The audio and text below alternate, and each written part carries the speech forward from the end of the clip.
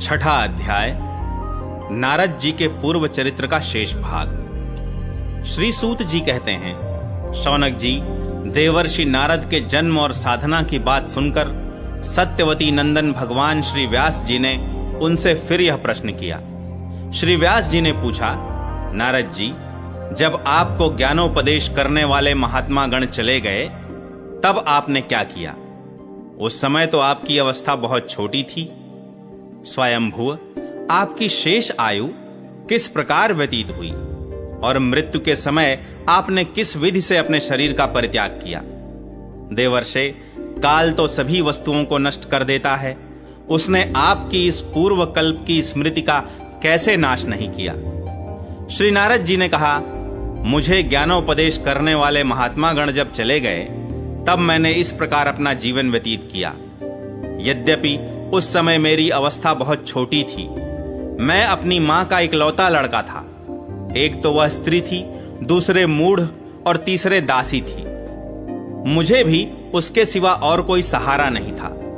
उसने अपने को मेरे स्नेह पाश से जकड़ रखा था। वह मेरे योगक्षेम की चिंता तो बहुत करती थी, परंतु पराधीन होने के कारण कुछ कर नहीं पाती थी। जैसे कठपुतली नचाने वाले की इच्छा के अनुसार ही नाचती है, वैसे ही यह सारा संसार ईश्वर के अधीन है। मैं भी अपनी मां के स्नेह बंधन में बंधकर उस ब्राह्मण बस्ती में ही रहा। मेरी अवस्था केवल 5 वर्ष की थी। मुझे दिशा, देश और काल के संबंध में कुछ भी ज्ञान नहीं था। एक दिन की बात है, मेरी मां गौ दुहने के लिए रात के समय घर से बाहर निकली। रास्ते में उसके पैर से सांप छू गया। उसने उस बेचारी को डस लिया। उस सांप का क्या दोष? काल की ऐसी ही प्रेरणा थी। मैंने समझा, भक्तों का मंगल चाहने वाले भगवान का यह भी एक अनुग्रह ही है। इसके बाद मैं उत्तर दिशा की ओर चल पड़ा।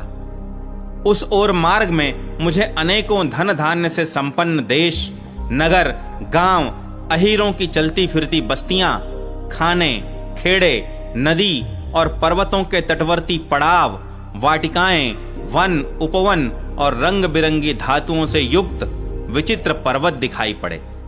कहीं कहीं जंगली वृक्ष थे जिनकी बड़ी बड़ी शाखाएं हाथियों ने तोड़ डाली थी। शीतल जल से भरे हुए जलाशय थे जिनमें देवताओं के काम आने वाले कमल थे। उन पर पक्षी तरह तरह की बोली बोल रहे थे और भौंरे मंडरा रहे थे। यह सब देखता हुआ मैं आगे बढ़ा। मैं अकेला ही था। इतना लंबा मार्ग तय करने पर मैंने एक घोर गहन जंगल देखा। उसमें नरकट, बांस, सेंठा, कुश, कीचक आदि खड़े थे। उसकी लंबाई चौड़ाई भी बहुत थी और वह सांप, उल्लू, सियार आदि भयंकर जीवों का घर हो रहा था। देखने में बड़ा भयावना लगता था। चलते चलते मेरा शरीर और इंद्रियां शिथिल हो गईं। मुझे बड़े जोर की प्यास लगी। भूखा तो था ही। वहां एक नदी मिली। उसके कुंड में मैंने स्नान, जलपान और आचमन किया। इससे मेरी थकावट मिट गई। उस विजन वन में एक पीपल के नीचे आसन लगाकर मैं बैठ गया। उन महात्माओं से जैसा मैंने सुना था, हृदय में रहने वाले परमात्मा के उसी स्वरूप का मैं मन ही मन ध्यान करने लगा। भक्ति भाव से वशीकृत चित्त द्वारा भगवान के चरण कमलों का ध्यान करते ही भगवत प्राप्ति की उत्कट लालसा से मेरे नेत्रों में आंसू छलछला आए और हृदय में धीरे धीरे भगवान प्रकट हो गए। व्यास जी, उस समय प्रेम भाव के अत्यंत उद्रेक से मेरा रोम रोम पुलकित हो उठा। हृदय अत्यंत शांत और शीतल हो गया। उस आनंद की बाढ़ में मैं ऐसा डूब गया कि मुझे अपना और ध्येय वस्तु का तनिक भी भान न रहा। भगवान का वह अनिर्वचनीय रूप समस्त शोकों का नाश करने वाला और मन के लिए अत्यंत लुभावना था। सहसा उसे न देख मैं बहुत ही विकल हो गया और अनमना सा होकर आसन से उठ खड़ा हुआ। मैंने उस स्वरूप का दर्शन फिर करना चाहा, किंतु मन को हृदय में समाहित करके बार बार दर्शन की चेष्टा करने पर भी मैं उसे नहीं देख सका। मैं अतृप्त के समान आतुर हो उठा। इस प्रकार निर्जन वन में मुझे प्रयत्न करते देख स्वयं भगवान ने, जो वाणी के विषय नहीं है, बड़ी गंभीर और मधुर वाणी से मेरे शोक को शांत करते हुए से कहा, खेद है कि इस जन्म में तुम मेरा दर्शन नहीं कर सकोगे। जिनकी वासनाएं पूर्णतया शांत नहीं हो गई हैं, उन अधकचरे योगियों को मेरा दर्शन अत्यंत दुर्लभ है। निष्पाप बालक, तुम्हारे हृदय में मुझे प्राप्त करने की लालसा जागृत करने के लिए ही मैंने एक बार तुम्हें अपने रूप की झलक दिखाई है।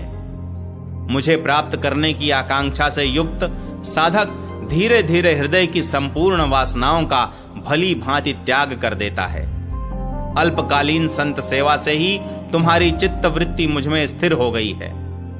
अब तुम इस प्राकृत मलिन शरीर को छोड़कर मेरे पार्षद हो जाओगे। मुझे प्राप्त करने का तुम्हारा यह दृढ़ निश्चय कभी किसी प्रकार नहीं टूटेगा। समस्त सृष्टि का प्रलय हो जाने पर भी मेरी कृपा से तुम्हें मेरी स्मृति बनी रहेगी। आकाश के समान अव्यक्त सर्वशक्तिमान महान परमात्मा इतना कहकर चुप हो रहे। उनकी इस कृपा का अनुभव करके मैंने उन श्रेष्ठों से भी श्रेष्ठतर भगवान को सिर झुकाकर प्रणाम किया। तभी से मैं लज्जा संकोच छोड़कर भगवान के अत्यंत रहस्यमय और मंगलमय मधुर नामों और लीलाओं का कीर्तन और स्मरण करने लगा। स्पृहा और मद मत्सर मेरे हृदय से पहले ही निवृत्त हो चुके थे। अब मैं आनंद से काल की प्रतीक्षा करता हुआ पृथ्वी पर विचरने लगा। व्यास जी, इस प्रकार भगवान की कृपा से मेरा हृदय शुद्ध हो गया, आसक्ति मिट गई और मैं श्री कृष्ण परायण हो गया। कुछ समय बाद जैसे यकायक बिजली कौंध जाती है, वैसे ही अपने समय पर मेरी मृत्यु आ गई। मुझे शुद्ध भगवत पार्षद शरीर प्राप्त होने का अवसर आने पर प्रारब्ध कर्म समाप्त हो जाने के कारण पांच भौतिक शरीर नष्ट हो गया। कल्प के अंत में जिस समय भगवान नारायण एकार्णव के जल में शयन करते हैं, उस समय उनके हृदय में शयन करने की इच्छा से इस सारी सृष्टि को समेटकर ब्रह्मा जी जब प्रवेश करने लगे, तब उनके श्वास के साथ मैं भी उनके हृदय में प्रवेश कर गया। 1 सहस्त्र चतुर्युगी बीत जाने पर जब ब्रह्मा जगे और उन्होंने सृष्टि करने की इच्छा की, तब उनकी इंद्रियों से मरीचि आदि ऋषियों के साथ मैं भी प्रकट हो गया। तभी से मैं भगवान की कृपा से वैकुंठादि में और तीनों लोकों में बाहर और भीतर बिना रोक टोक विचरण किया करता हूं। मेरे जीवन का व्रत भगवत भजन अखंड रूप से चलता रहता है। भगवान की दी हुई इस स्वर ब्रह्म से विभूषित वीणा पर तान छेड़कर मैं उनकी लीलाओं का गान करता हुआ सारे संसार में विचरता हूं। जब मैं उनकी लीलाओं का गान करने लगता हूं, तब वे प्रभु जिनके चरण कमल समस्त तीर्थों के उद्गम स्थान हैं और जिनका यशोगान मुझे बहुत ही प्रिय लगता है, बुलाए हुए की भांति तुरंत मेरे हृदय में आकर दर्शन दे देते हैं। जिन लोगों का चित्त निरंतर विषय भोगों की कामना से आतुर हो रहा है, उनके लिए भगवान की लीलाओं का कीर्तन संसार सागर से पार जाने का जहाज है।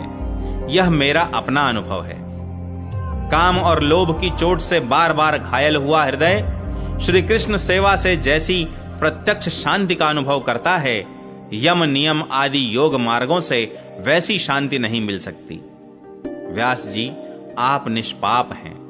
आपने मुझसे जो कुछ पूछा था, वह सब अपने जन्म और साधना का रहस्य तथा आपकी आत्मतुष्टि का उपाय मैंने बतला दिया। श्री सूत जी कहते हैं, शौनकादि ऋषियों, देवर्षि नारद ने व्यास जी से इस प्रकार कहकर जाने की अनुमति ली और वीणा बजाते हुए स्वच्छंद विचरण करने के लिए वे चल पड़े। आहा, ये देवर्षि नारद धन्य हैं, क्योंकि ये शारंग पाणी भगवान की कीर्ति को अपनी वीणा पर गा गा कर स्वयं तो आनंद मग्न होते ही हैं, साथ साथ इस त्रितापतप्त जगत को भी आनंदित करते रहते हैं।